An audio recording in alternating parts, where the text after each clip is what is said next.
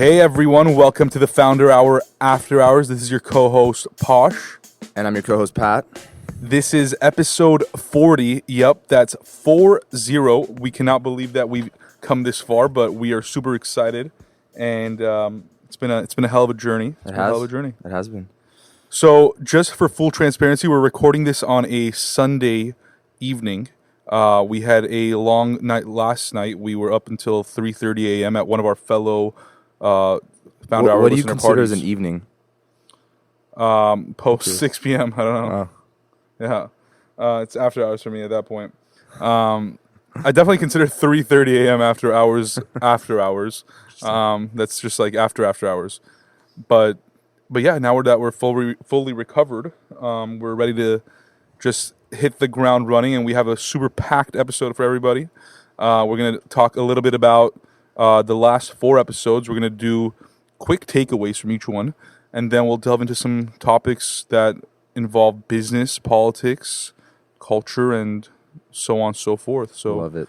why don't we kick it off with, I know the first episode after our last After Hours, so that's episode 36, was Clutter's Ari Mir, Clutter's co-founder Ari Mir. So, Pat, what was your biggest takeaway from our talk with Ari? My biggest takeaway from Ari's was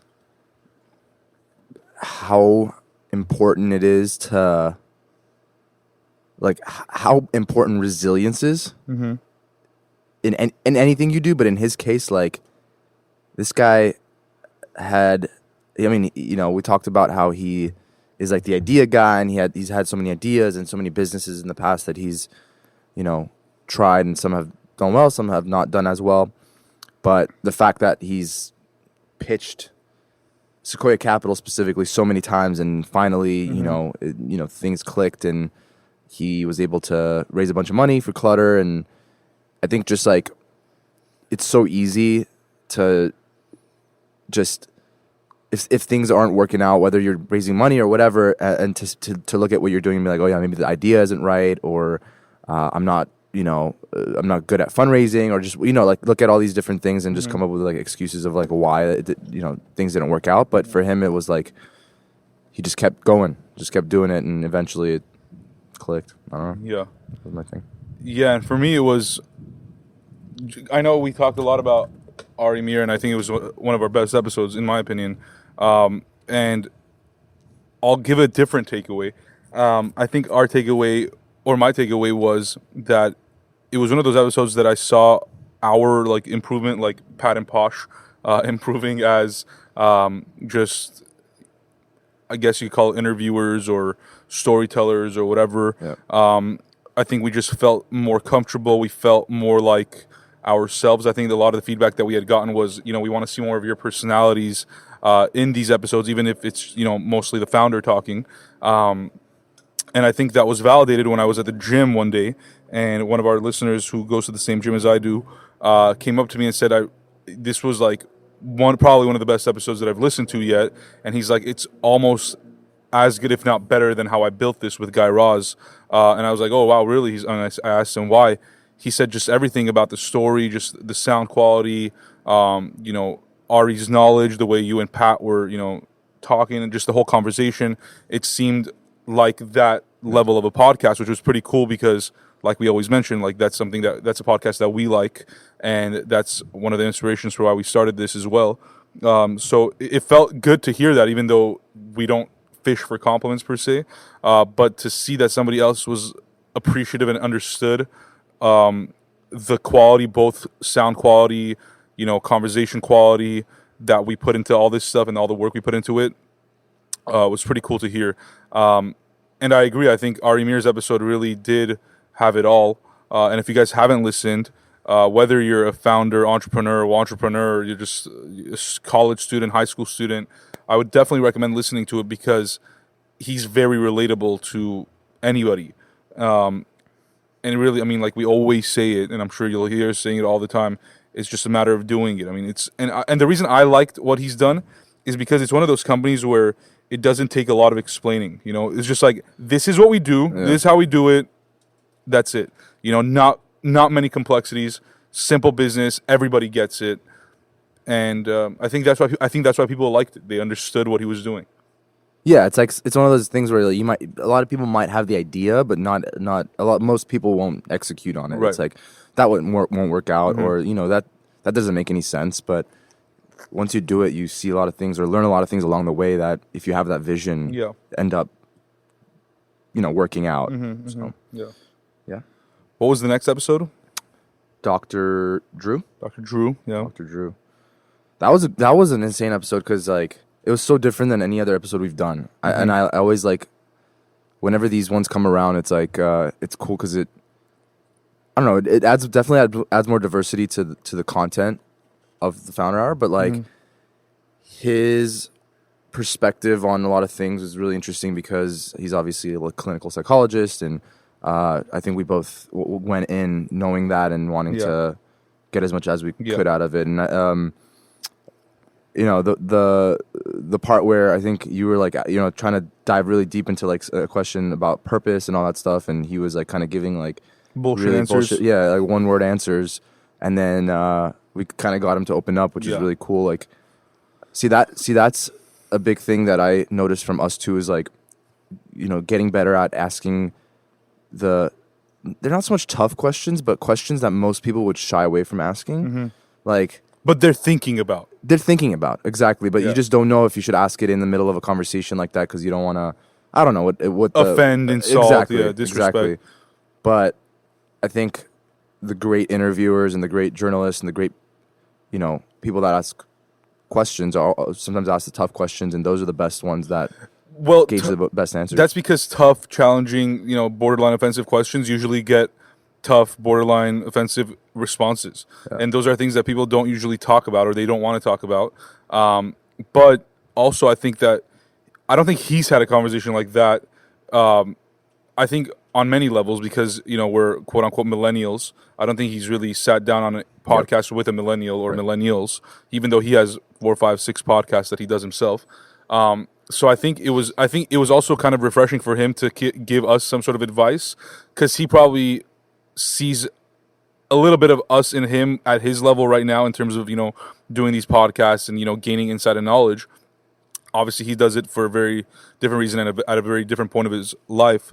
But I think it's one of those episodes that, although he's not per se a founder by definition, it's one of those episodes that if you are a founder or if you want to become a founder, I think it's very important to listen to on, both the psychological level, on the kind of the life advice level, because he's seen that burnout. He's gone through it.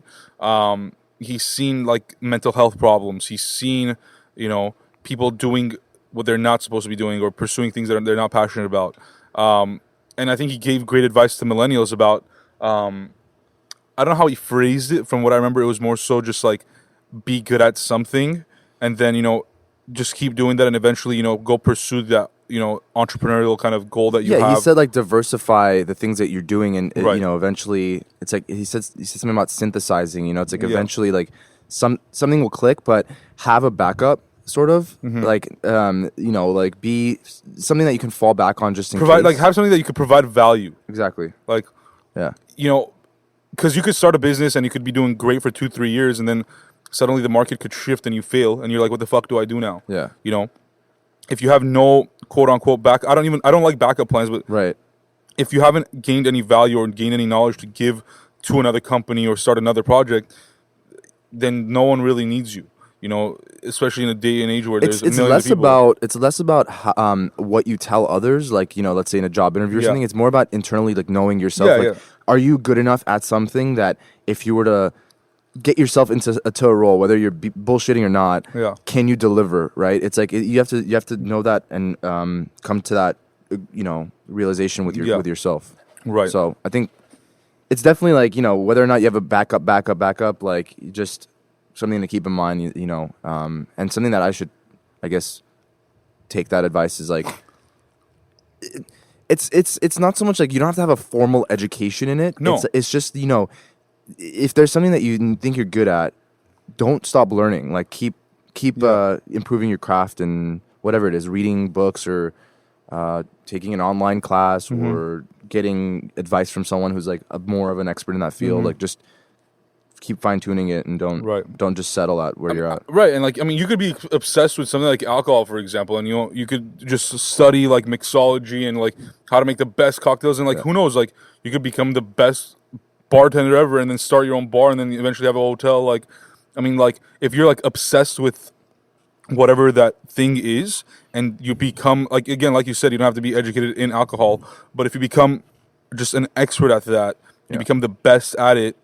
You're gonna make money. But I think that's another thing that he said was a lot of millennials, pursue all these passion projects that don't make them money. And it's very easy to get stuck in that because you actually enjoy doing those things.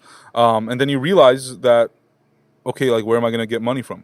So I think you need to have a healthy balance between work and those passion projects. I think you should definitely have passion projects. Like if you don't have passion projects, you should probably figure out how you get involved in a passion project, whether it's like joining a nonprofit, volunteering, starting a podcast, starting a business on the side, whatever it may be, just to do something else that could keep you sane. I think that's like important, like on a mental level. Just enjoy doing. Like you don't have to like you said, make money off of it. Just something that like gets your juices flowing and brings out the best in your abilities and all that stuff. But definitely make money. Like I mean, like when people say it's not about the money, it's not about the money. I'm not saying make money because it's about the money. I'm saying make money so that you can continue doing those side projects that eventually will turn into hopefully your main project. Because eventually those passion projects, like you said, like they overpower, naturally overtake your hours. But if you don't have money to do it, I don't care how skilled and talented you are. It's just not going to happen. Yeah. It's really not. Like whether it's your money or somebody else's, if somebody else is giving you money, and chances are somebody else is going to be giving you money if they know that you can make money. Like they're not going to give you money because you just have a great idea and have no proof of ever having made money in your life before. 99 out of 100 times. I think you need to know how to make money. You need to have learned how to work hard, not only work smart, but like really work hard and grind and, just stress the fuck out before, you can really do that because you want to really know everything. You want to test your own limits. Yeah. And I think that you do that by making money, and then you still have those side projects that keep you sane and balance out your life. But you're using that money to hopefully fund and further, all the side stuff that you're doing. But we could talk about that all day long. I think Dr. Drew's advice and my advice is just literally make money and also at the same time try to figure out something that you like doing and just do both. Yeah, that's what I would say. Yeah, no, I mean, his episode was good because like you don't have to be a founder really to like you said, he's not like a founder in the traditional sense, but he did really take. I mean, we always talk about this is like what is a founder, what is an entrepreneur? It's people who are taking matters into their own hands and trying to really write their own story, and that's really what he did. I mean, he was like a doctor, but at the same time he was doing TV and radio and all that stuff, so he's the man. Hayden Slater was the next one, Press Juicery. Right. I got a lot of great feedback from this. I mean, just people just being like, first of all, like, how did you guys get him? Like, wow, this story is so good. Yeah. Like, just people were like, loved his story. I mean, he definitely has a very, very cool story. I mean, Press Juicery is definitely big in LA, especially. Yeah. So I think people recognize the brand. Yep. I mean, because you see it everywhere nowadays. So yeah, it was definitely, how did we get him? I think it was a cold email. Yeah, probably. Yeah. Probably. Because I don't remember that one. I don't remember that email. I don't think anyone introduced us. I don't think if they did, sorry, I forgot, but I don't think so. No, I don't think they did. Yeah, I think it was a cold email. Yeah, I think it was a cold email, and then we had to run around with the PR teams and whatnot. Right, yeah, for a little while, because I don't think he's done a lot of, like, podcast interviews. I think he's done a couple. Yeah. And I think, again, like, biggest takeaway for this one, and I think we've had this takeaway for a few episodes, and it was funny because we were discussing this same topic that I'm about to discuss with one of our previous guests. We were hanging out this past week on an evening, and it was about travel. The importance of travel and your eyes or your world really being opened up to more than just this LA bubble or wherever you may be in this moment, and really just seeing other things, whether they are bad things or better things or worse or different. I think just being exposed to more things is it's important, whether again like as an individual or as an entrepreneur. I think some of the best companies have started because of travel. Like and Press Juicery being one of them. And the other one that comes to mind most for me is Starbucks. Yeah. You know, with Howard Schultz, going to Italy and seeing kind of how those, coffee shops and whatnot look like and function like, coming back, and even though he didn't technically found Starbucks, he did kind of recreate what it is today. So I'm going to consider him a founder of Starbucks. And he remodeled and redesigned the entire way it looked and felt, and the products and service and everything.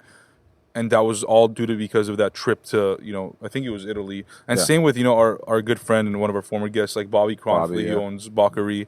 A lot of these hospitality concepts, or like food and drink concepts, it seems as though a lot of them are inspired by international travel, including like Co-Aqua even, that we also interviewed him.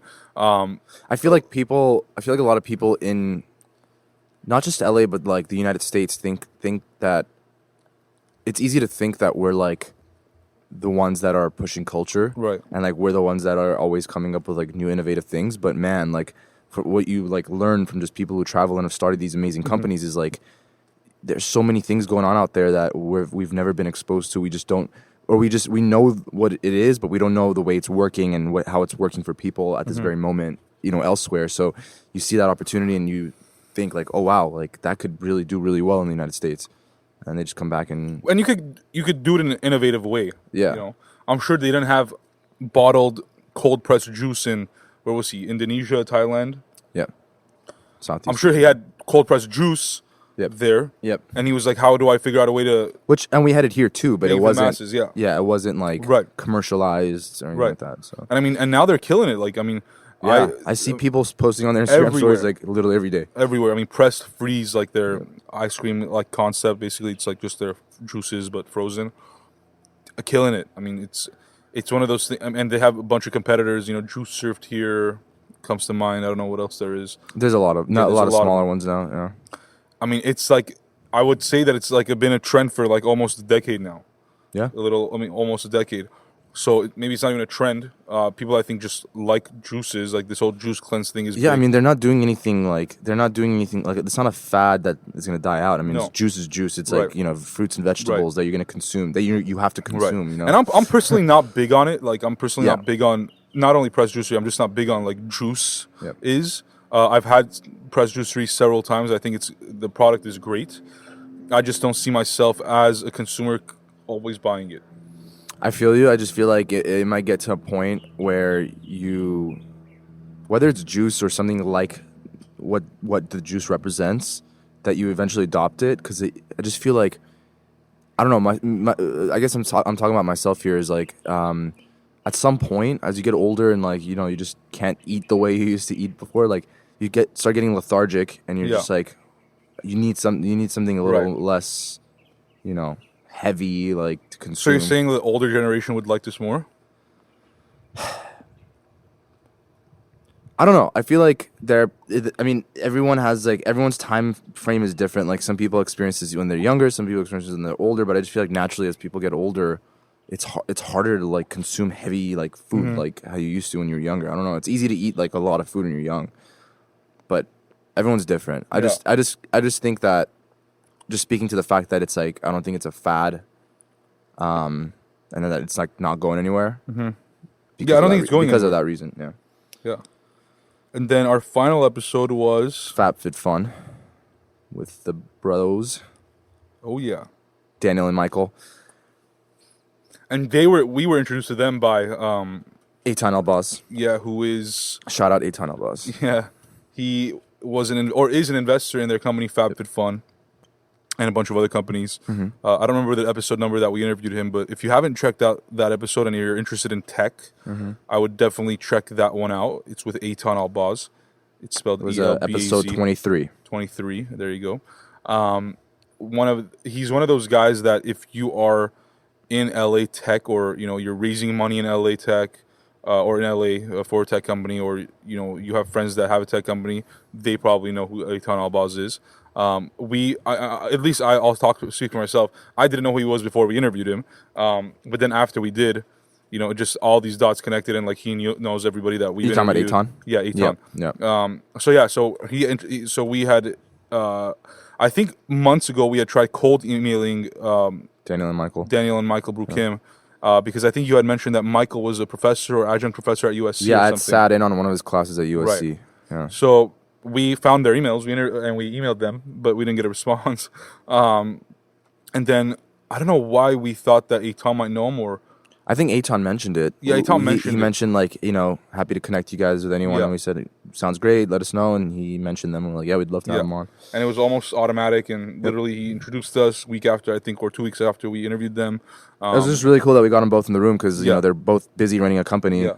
But I don't think they had ever done a podcast. No. They said they had never done one No. together. So it was really cool to have them both on and kind of see the story, their story Yeah. coming up. I mean, as brothers, I think 1 year apart. Yeah, they're like almost Irish twins. Yeah, like they had a very similar, obviously, upbringing, growing up in the same house and starting the same company together. Like, so it was cool to see two different perspectives of the same thing. So, And it was, I think my biggest kind of like point that I learned from that one was that some of these companies just start by merely starting somewhere and then, figuring it out and pivoting as you go along. Like yeah, for them, like they didn't start like this company as a subscription box company. They started as like an email content newsletter type thing. And once that grew, they're like, oh yeah, we should, do subscription boxes. And they did. And so biggest takeaway for me is literally just like collect data. Like honestly, whether it's, you're starting a company brand new or you're about to start a company or you're running a political campaign, like all that matters is like data, emails, contacts.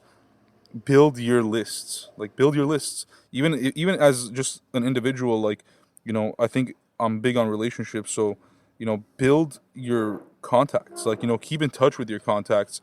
And if you want to be in business, if you want to start a company, you need to know what the people around you want. That's like a big thing. If you don't know where to start where the people around you are.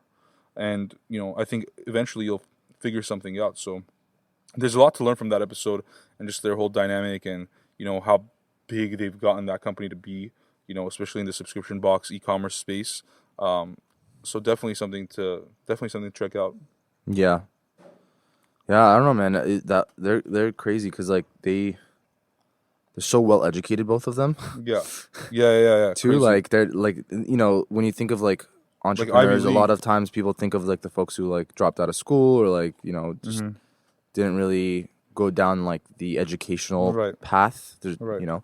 But these guys did. Like they're just Quite literally the opposite of the dropout. yeah, exactly. Whether it was Ivy League's law school, And they're like super young. They're like They're young, both yeah. like less than 30 years old, I think.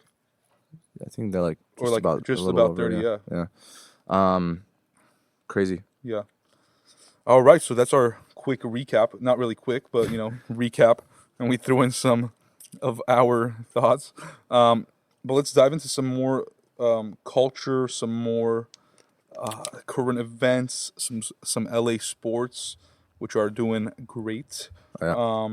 So where should we start off? Well, let's start off with last night. I know that, and when I say last night, so this would be on Saturday night. There was the Conor McGregor and what's his name? I don't even know. Khabib. Khabib. I think it's, Like I don't even know. What is he, Russian? Yeah, he's Russian. Okay. So I know you were big on this fight. You were watching it at a friend's house. Tell us a little bit I was about big what on it happened. just because I'm not the biggest like UFC Yeah. person. Like I don't watch every single Yeah. fight, but obviously there's so much hype around this fight. Yeah. And, it's one of those fights you just can't miss. Okay. They were both very, very much equal in a sense that obviously Khabib is undefeated, and Conor. I've never heard of him before. Yeah, he's not like as out there as Conor is. Right. But as a fighter, he's like an assassin, man. Okay. Like the guy had not lost one round. Yeah, I saw that. One round. Not even a fight. He That's hadn't lost insane. a round in like what is And it? how many years? 25 fights, 24 Wow. fights, something like that. I think he lost. I think they gave Conor one of the rounds. Okay. but Oh, they did I yesterday? think so. I think so. I thought it ended in the first round. No, it did not. It ended in the 4th round, I believe. Oh, okay. But it was just like they were so even, like both 30 years old, both around the same weight, both around the same like length, like you know, just the fighting style a little bit different.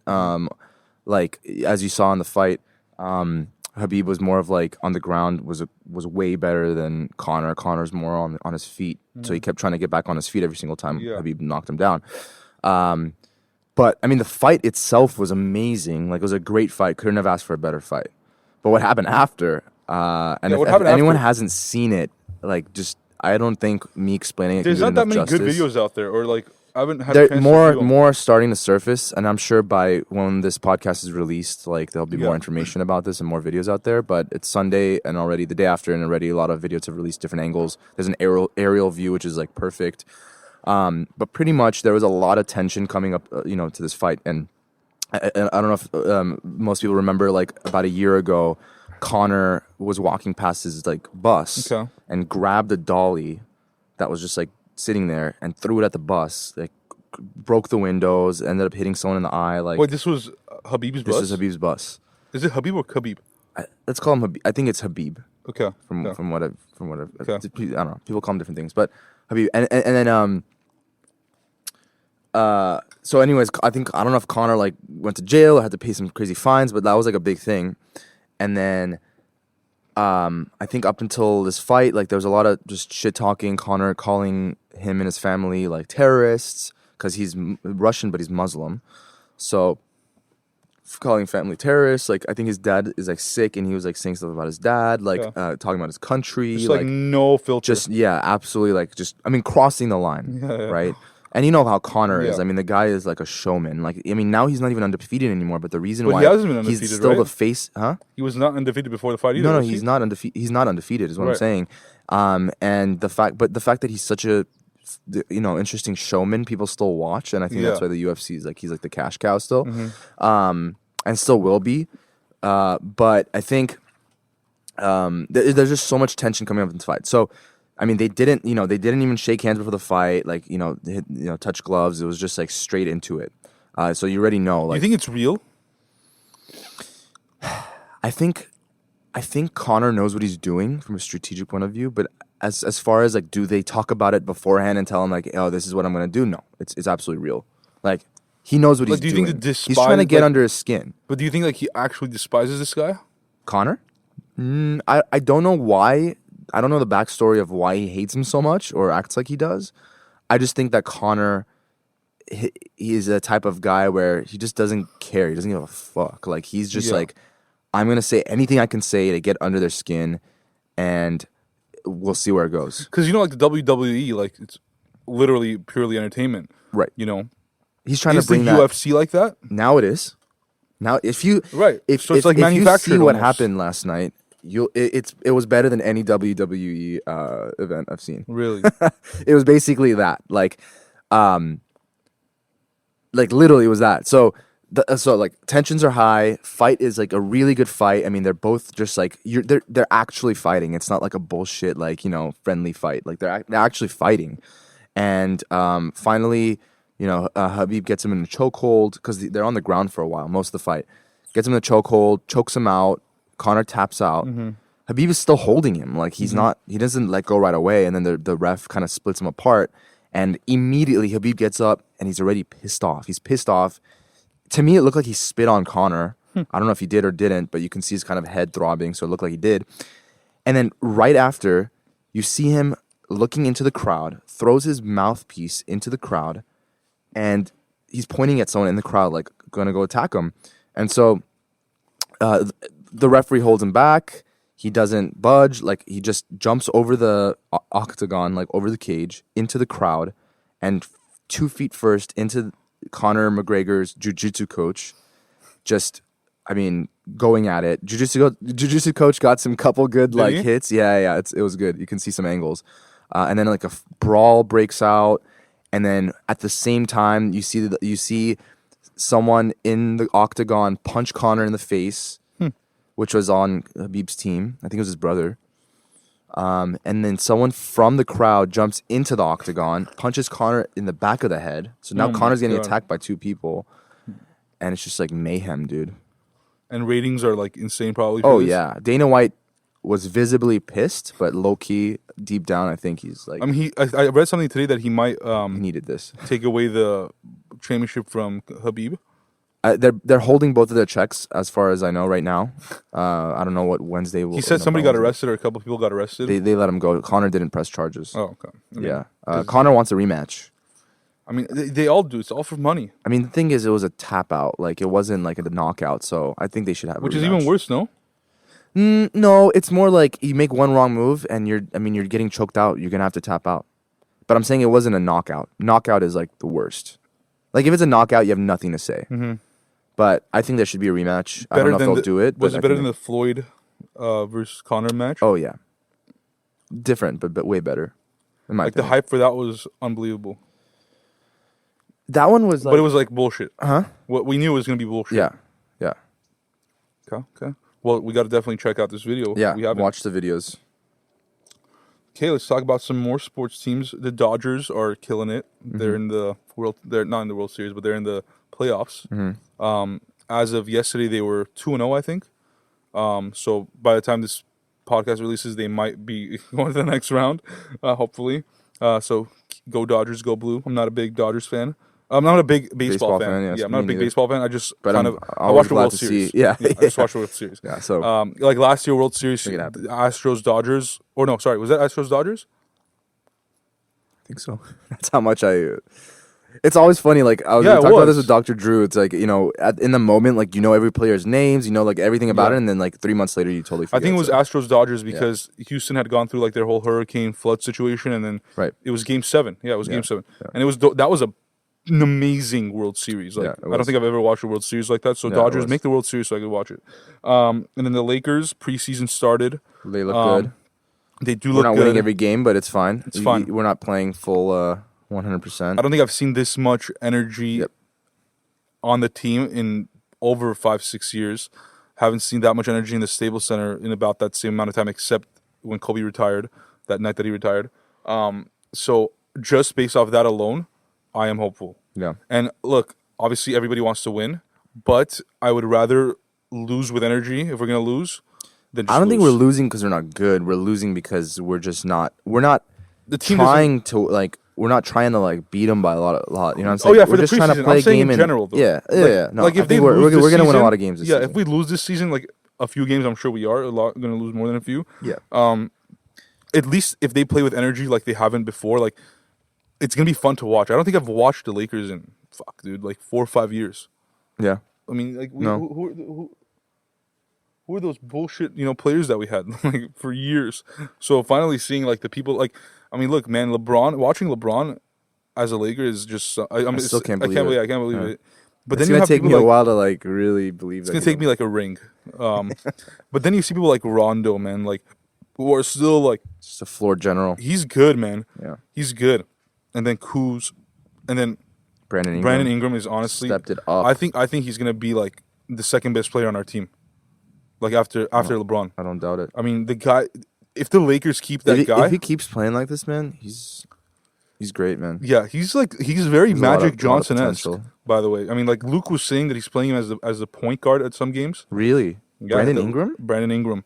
point guard, really. He said that he played him as a point guard in that game that we watched. I didn't see that. I think it was against Sacramento when he was driving in and shit. Yeah, he was. I just think that we're so deep and so spread out. Where like I don't even think those positions apply. Like Doesn't. point guard, shooting Doesn't. guard. No. It's more just Yeah. spread. It's just spread out. Like Luke was also saying that Kuz is going to be playing backup center sometimes. Like Everyone can play. Most of them can play center. Most of them can play point guard. Like LeBron can play point guard and LeBron can play center. yeah, Like I mean he's all around player. So is Kuz. So is Brandon Ingram. yeah. So we're definitely pumped up for the Lakers season. Hopefully, we could go to a couple games this year as well if we find some time. I'm but just we'll glad definitely for be LA watching. sports to like just be Yeah. coming the back, Rams, man. The Rams, are yeah. just I think they're like undefeated, right? Well, Yep. After today, they're versing the Seahawks today, so Yeah. Wednesday we'll know if they're still undefeated or not. But still, like they're Sean McVay, definitely the coach of the future, coach of the present and the future. So really, it's really fun watching just LA killing it. you know, and I'm excited. All right, let's get political a little bit. Oh man. And we'll try to keep it brief because, we're not political pundits or, CNN or Fox News, whatever. Just let's be equal. Kavanaugh's been just taking over Big topic of television conversation. sets and, computers for the last 2-3 weeks now, maybe almost a month since he's been nominated to be the Supreme Court Justice. Anthony Kennedy announced his retirement. Anthony Kennedy, for those that don't know, was the one. Well, he's done a bunch of things, but the most memorable, I would say, in recent memory, was he wrote the majority opinion in the Obergefell case, which you will probably know as the gay marriage case that gave homosexuals the right to equal marriage. So that was called the Obergefell case, and he was the one that wrote the opinion. So he was obviously praised for it. And Anthony Kennedy, if I'm not mistaken, was put on the court by a Republican president. So he was always conservative.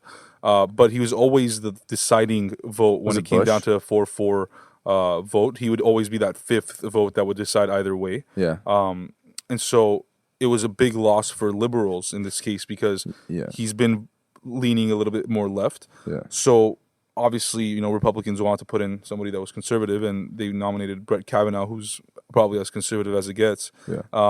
And there's been so much controversy around him. I mean, it's insane. The sexual assault allegations brought forward by Dr. Ford, who I found out I think got her PhD from USC, so she's a fellow alum. Mm-hmm. And I mean, this guy was getting grilled, man. I mean, I didn't have much time to watch it because I worked during the day, but specifically by Kamala Harris. Yeah, Kamala Harris, Cory Booker. Yeah. Basically getting grilled by the people that are are probably gonna run for president in 2020 on the Democratic side.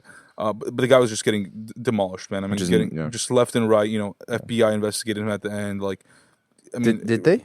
Yeah. Did they open up an investigation? I mean, I don't think they did because they would have had Mark Judge. No, it was a brief investigation. It was a brief they didn't investigation talk to everybody for a week. that they were. I don't know what they did, but they delayed the confirmation hearing for a week to investigate it, and the FBI doesn't make any conclusions. They just recommend things or they just say things. I mean, even though Hillary Clinton time, they kind of made a conclusion. Anyways, so long story short, Brett Kavanaugh got confirmed recently, and it was funny because I was at my barber's yesterday. And every time I go in, he gets excited because we talk politics. And he's an African American dude. He's a liberal dude, but he's very reasonable, understanding. So he's seen a bunch of stuff, and I love talking politics with him because he's a working class citizen. Just like most of us. And so he sees things not left, right, blue, red. He sees things just his struggles every day, his challenges. And so we were talking about it, and I told him look, this is my 2 cents. I said, whether or not he committed, the sexual assault, very likely. I mean, there's no reason why I don't believe Dr. Ford. Kavanaugh sounded pretty, convincing as well. But who knows? What he did 20, 30 years ago when he was a, Yale law student. But let's assume that he did it, or let's assume he didn't. Whatever you want. I think for me, I don't think it was in law school. I think it was in high school. Oh, was it in high school? Yeah, this was in high school. When he was getting drunk and stuff? Yeah. Even longer. Yeah, even longer. Yeah. But, and we could touch on that a little bit. But my point being, putting all of that aside, for me, a Supreme Court justice has to be somebody who's reasonable, understanding, has a fair temperament, doesn't get heated, doesn't get emotional, because they're deciding literally the laws of this nation. Yeah. And the fate of people. Can gay people get married? Can women have abortion? Do we have voting rights? Is slavery ending? A lot of these things that to uphold the Constitution that's their job. And when he got emotional, started crying, yelling, screaming, just lost himself. For me, that was okay. Even if you didn't do whatever you're accused of, you shouldn't be a Supreme Court justice because you don't have, I think, what it takes, that right temperament to become a justice. So that's my point of view. I think obviously he's very well educated. He rose the ranks of judge, and he's at the highest of courts. But we'll see. Hopefully, he'll be reasonable and he'll make reasonable decisions. I just don't know. But now the Supreme Court is definitely leaning right by one vote. That was the biggest thing. I don't even think it's the fact Yeah. that it's just the fact that that's all they wanted. that's what the Republicans wanted. That's what the Democrats didn't want. Right. I mean, and it's just this is what's the most disgusting to me. Look, sexual assault obviously is a very big deal, very big issue. I think those that have committed it should pay the crime or should pay the punishment. And I think it goes a lot to their character. Whether it was in high school or college or law school or after, it was funny because when we were at the barber, another one of his clients was there, and he said something that stuck to me. He said, if you were getting married and you found out the day before your wedding that your wife committed 3 murders, like raped 3 guys or whatever, or on the flip side, your husband murdered 3 people and raped 3 girls, would you marry that person? No. So would you want somebody like that? And because that goes to the character of that person. Like, sure, it's in their past, but it's a part of their character. Like, they are evil by nature, or whatever they were in that point of view. So it's very likely that could happen again. So I was like, damn, that's a good point. Like, that's, and then when I thought of it in like Kavanaugh's sense, I was like, yeah. So even if he did it, even if it was 30 years ago, that's a part of his character. I'm not saying he's a bad person. I mean, in that case, like, if there were any other instances, like, you would hope other people would come forward. Right. But no one has come forward. Right. But, same thing happened with Clarence. Has anyone else come forward? I don't think so. I think there was a couple other people, if I'm not mistaken. There were? But I think that only Dr. Ford's, I could be very wrong. I haven't followed this very well. But same thing had happened to Clarence Thomas, who's a Supreme Court justice as well, with Anita Hill back then. And I think Anita Hill was an African-American woman. So, I mean, just imagine, like, back then, like, this is like 90s. I would say now the biggest difference, and again, he got appointed, he's a conservative justice. The biggest thing now versus even 20 years ago is something that Will Smith said on, I want to say, the Colbert Show. It was, I think, one of the first episodes, where he said that, back then, like, racism is better now, sexism, all these things are better, like, looking back in history, like, they're better than they were. However, he says the biggest difference and why it seems like it's not today is because back then, those things weren't televised. Now they are. Now everything's televised. You can't get away with anything. You have tweets, YouTube videos, Facebook videos, Instagram videos. It's everywhere. Like, everywhere there is something. You can't get away from the bad shit that's happened to you in the past. And that's another whole other argument or whole other debate and discussion. Regardless, though, I think for me it was just very ugly to watch all of this. It was just very ugly to watch the quote-unquote leaders of our nation just battle it out, like circus animals. Just the whole process was so stupid. It was embarrassing to be... I think it was just embarrassing to watch grown men and women who are, supposedly, the intelligent, group of people that are supposed to move this country and represent us, act like children. It was literally a circus, So I'm very not hopeful about like our political leaders. And it's funny because but that's what it's become though. If you're starting with our president, he's very childish too. So it's like the whole system is like becoming very just like not.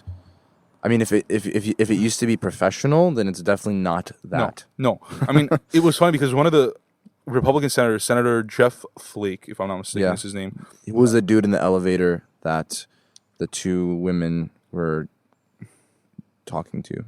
Possibly, yeah. He got a lot of backlash or something. Yeah. But he had a video with another Democratic senator after that I saw. It was like a 2-minute video on YouTube. Definitely check it out. It was interesting. And he's retired. He retired. So he's still serving out his term, but he's not going to seek re-election.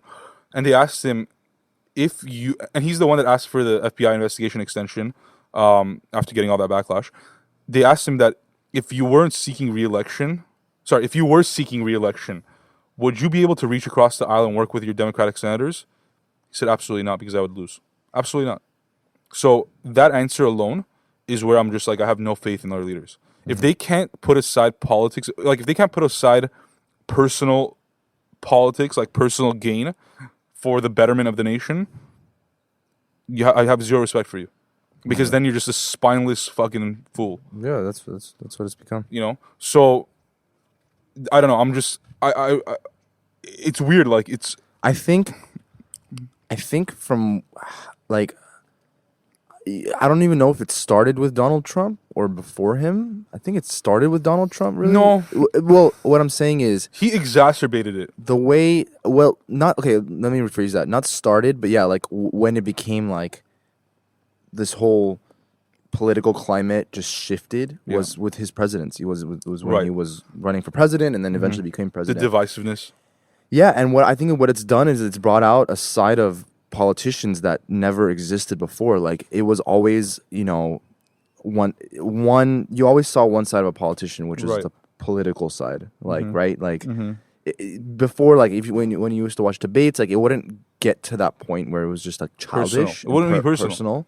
Yeah, we're using those terms like personal. I mean, you're attacking your childish. family and shit now. Exactly. Yeah. So, but now, like, even like for example, like in the Kavanaugh situation with like Kamala Harris and all that stuff, like, it was like childish, like I don't even know what to call it, like Banter. Yeah, it was like not.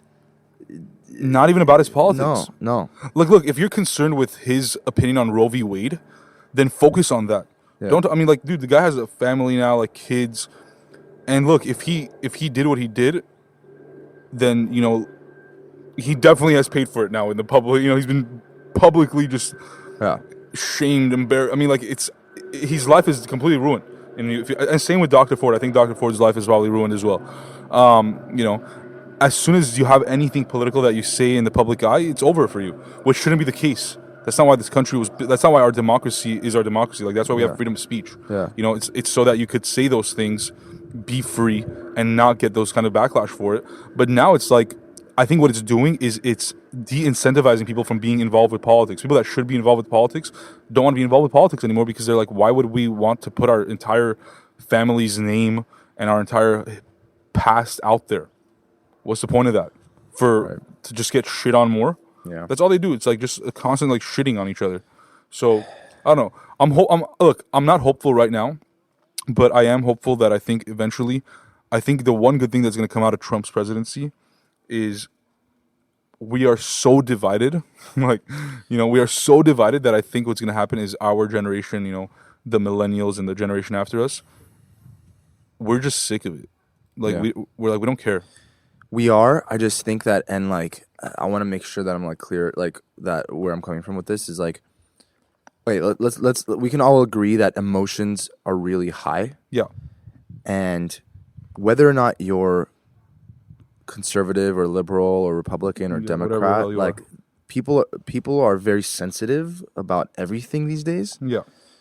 So I think that it makes it easier for politicians and people in government to do things that's exploit that emotion. Yeah, like easily manipulative. Yeah.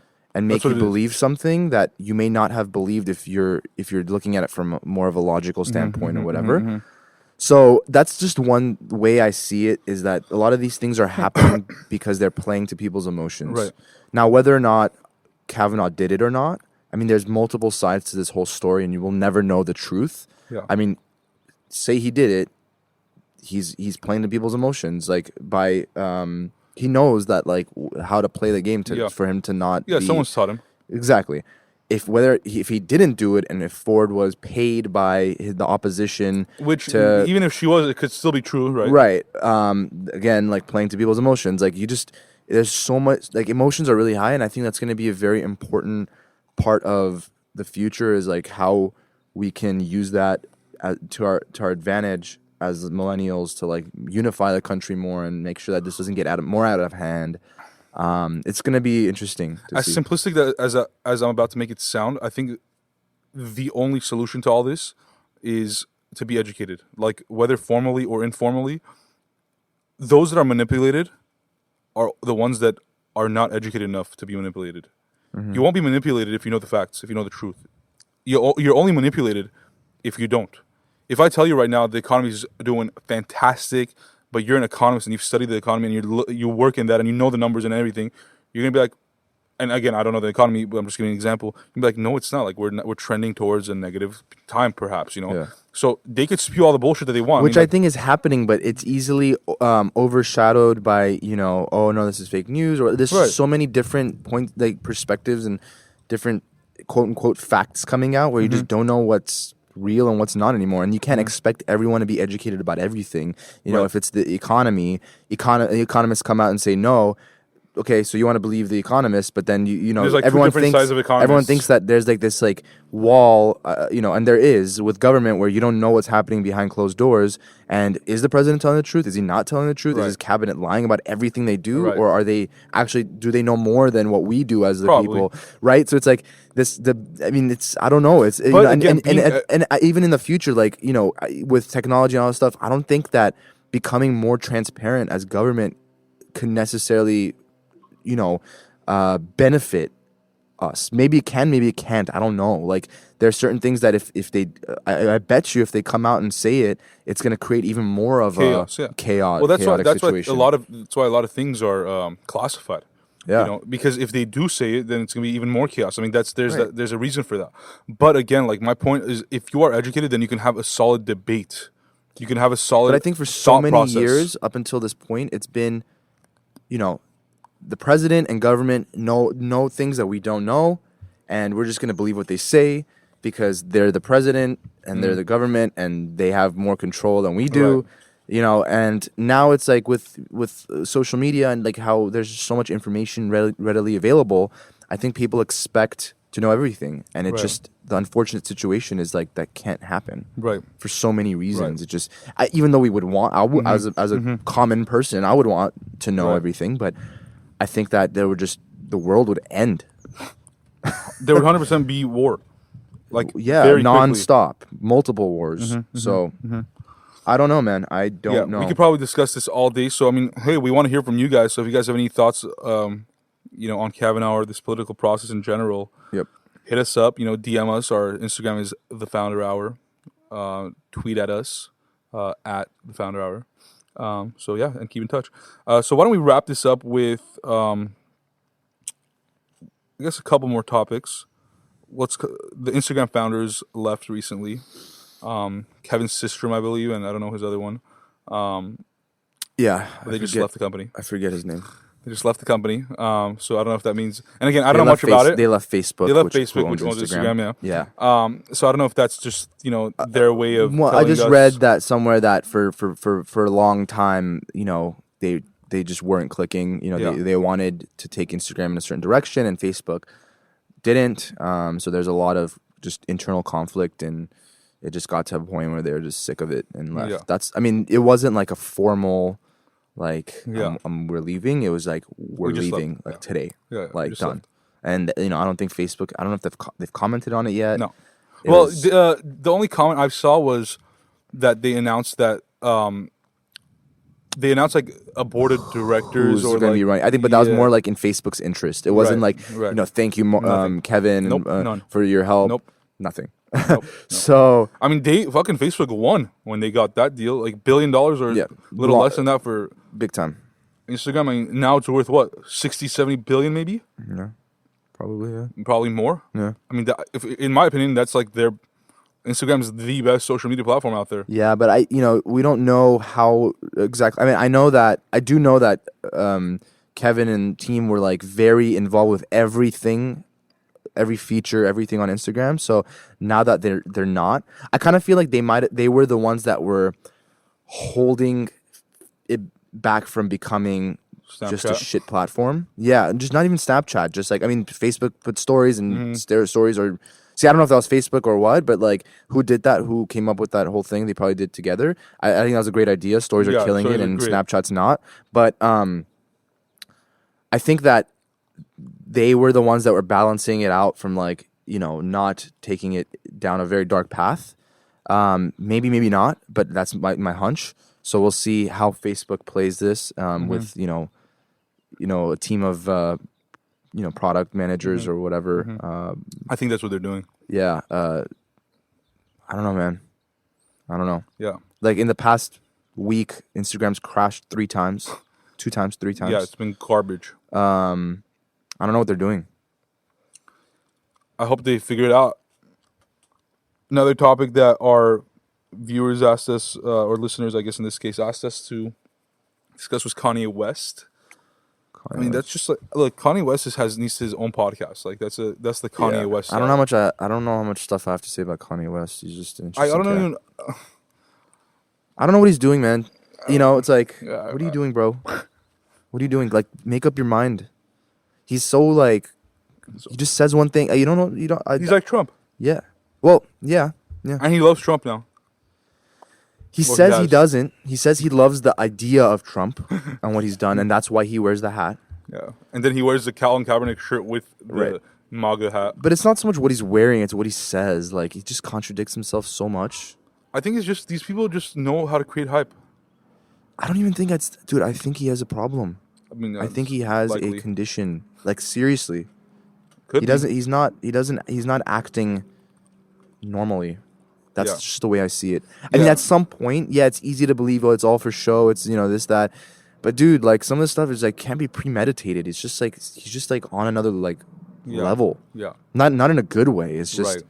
I don't know what he's doing, man. I mean, Yandi's coming out In November, I think now. soon. Yeah, whenever. No, I think it's gonna be Thanksgiving weekend. I think Kim so. was talking about it. Yeah. I think it's gonna be a flop. The reason I say that is, I mean, he hasn't released any singles yet, and the last song I heard was "I Love It" with a little pump, and I'm not a fan. The one about the hose. Yeah. Wow, what a horrible song. Just a stupid song. Just really bad. I mean, I just can't believe. I heard it last night. And I was like, why? And I is think this he's song- gonna have those guys like Pump and Oh god, 6ix9ine and all these guys on the album, Oh where my it's God. like trash. I'm like cringing just thinking about it. God. I mean, I hope he proves me wrong. I mean, I'm a fan of just music. Like, I don't really. I'll listen to music if it's good, but he's just. I don't know what he's doing. Yeah, the 5-6 albums that he came out with a few months ago were fucking fire. Yeah, I know. Like I know. Nas and Yeah.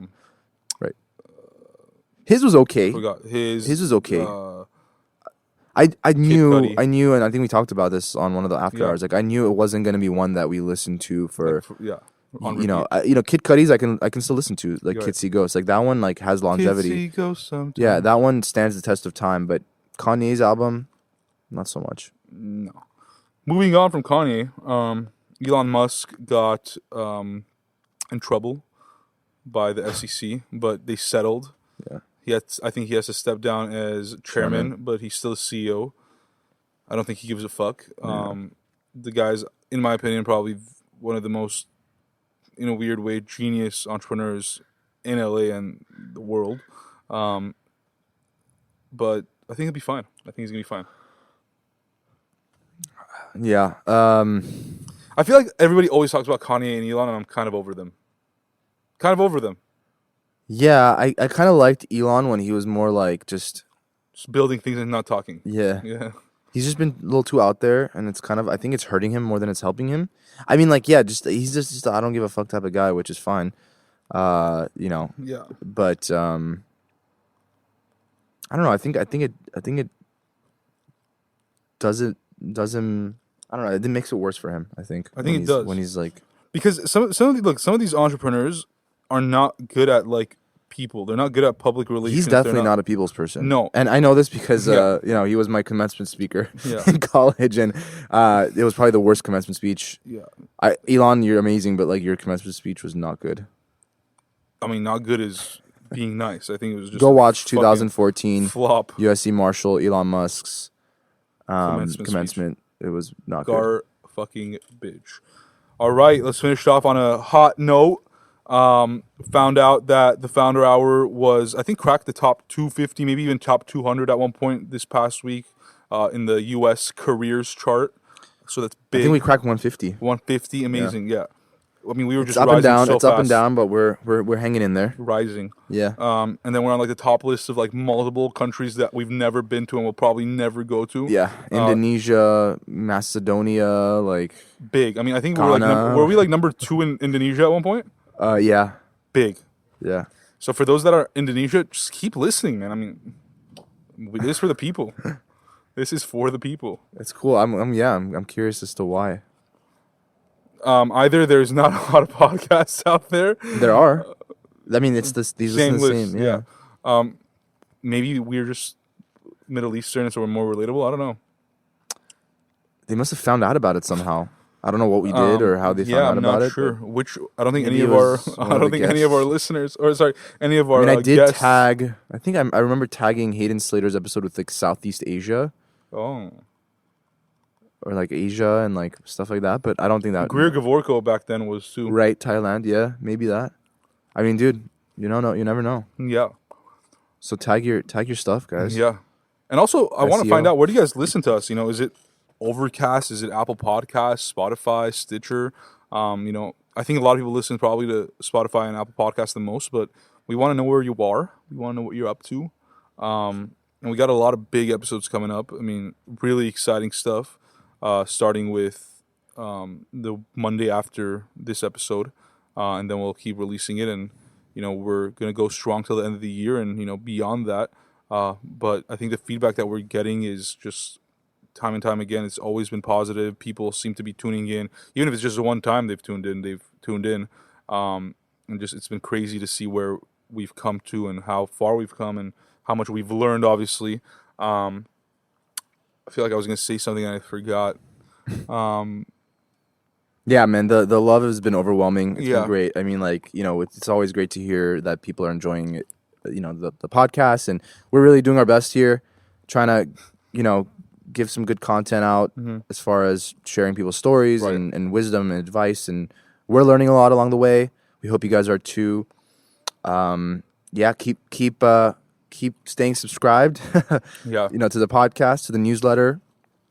Yeah, and I And, guess, as a quick plug as well, as this podcast grows, we want people to kind of join and help us along the way. And Yep. we're looking for a content creator that can help us expand this and add some video elements to it. That's We something want that's video. Yeah, people have just been Stat. telling us, you guys need video. Yeah. So if you're a content creator or you know people that, you know, are that just would get along with us, number one, but also just get what we're doing, like get the mission and want to be part of this and get a chance to meet other founders and other dope people that we sit down with, send us an email, send us a DM, get in touch with us. You'll find us somehow, some way. I'm pretty responsive. Pat's very responsive as well. So get in touch with us. We want somebody on our team ASAP. And also, if you're interested in being a social media intern for us and, you know, helping us post the content, curate content, and just do more with the episodes that we are recording, you know, whether that's making blog content, tweets, you know, graphics, whatnot. Please, again, like if you are that person, hit us up. If you know that person, have them hit us up or reach out to us and we'll hit them up. But we want to grow this. Like, we want to be a part of the community. And I think me and Pat have talked about this now more recently, and we've talked with a few people. We want to be doing more community-based events, you know, whether that's collaborating with existing programs or individuals and doing live interviews, live podcasts, live conversations. So we want to kind of get more out there. We had an event where I was on a panel about a few weeks ago at Glendale Tech Week and got great feedback there. We got a few new listeners and subscribers out of that. But also it was just a great opportunity to hear from people and what they want to see and what they want to hear. And that's why we're doing this. We're just two regular dudes, you know, just doing regular dude things. So yeah, anything No, else, Pat? nothing. That's episode 40. Special shout out to Ed Rock, who's been making our beats, Oh yeah, killing it. my younger bro. Yeah, definitely. Oh, let's get a shameless plug out for him. He had a song that he recently produced.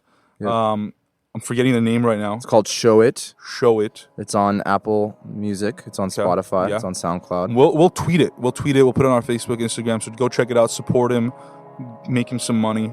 And yeah, See you guys on Monday. got it.